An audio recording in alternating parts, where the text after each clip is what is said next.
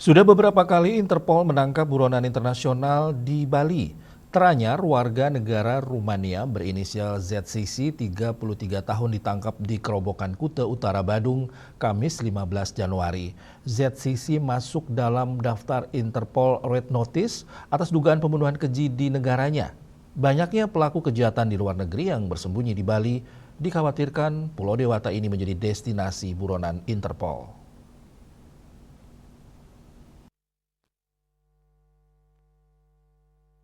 Menyikapi hal tersebut, praktisi hukum IKD Agus Mulyawan SHMH mengatakan hal ini sangat mengejutkan dan sebenarnya perlu diantisipasi oleh semua pihak, baik dari sisi pemerintah maupun kolaborasi dengan pihak swasta. Terkait masalah pencegahan, pada dasarnya pemerintah harus menguatkan perjanjian ekstradisi, sebagaimana yang diamanatkan dalam Undang-Undang Nomor 1 Tahun 1979. Dalam undang-undang tersebut menyebutkan perjanjian ekstradisi sangat penting, terutama dalam hal pengawasan warga negara asing atau WNA. Untuk di Indonesia, pencegahan agar WNA tidak mudah masuk ke Bali untuk bersembunyi sebagai buronan. Kalau kita bicara masalah pencegahan, itu pada dasarnya kita tentunya harus menguatkan yang namanya perjanjian ekstradisi sebagaimana yang diamanatkan dalam Undang-Undang Nomor 1 Tahun 79. Yang dimana perjanjian ekstradisi ini kan sangat penting, terutama dalam hal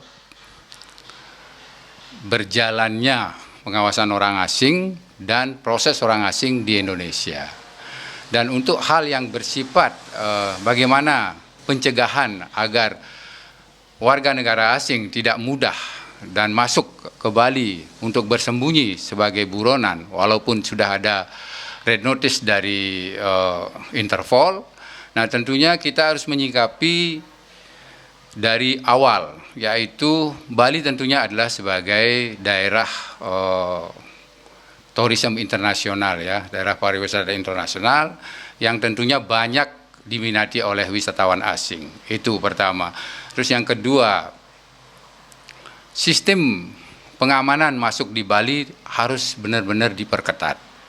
Lemahnya pengawasan dimanfaatkan oleh WNA yang ingin melarikan diri merasa aman di Bali. Selanjutnya harus ada kolaborasi lebih dini ke masyarakat daerah, adat, dan lokal, pemilik atau owner-owner hotel serta villa yang ada di Bali.